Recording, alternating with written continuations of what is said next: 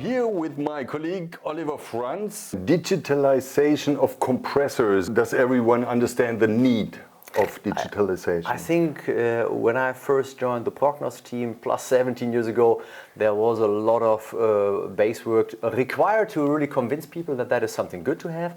Today, also with the lack of talented people and experts being able to diagnose compressor machinery problems overall, digitization, machinery monitoring, and also these failure pattern recognition capabilities that we have within Burkhardt Prognos is unique, it's understood, and is super appreciated, especially with a global fleet of machines with separated installation in different parts of the countries.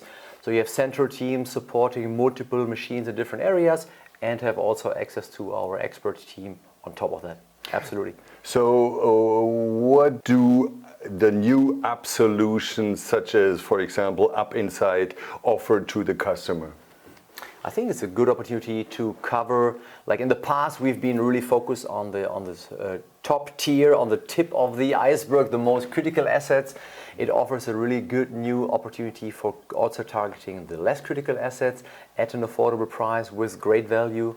I think this is really what's going to drive this business, having dependable diagnostic support on a smaller scale of instrumentation that really delivers value. Yeah.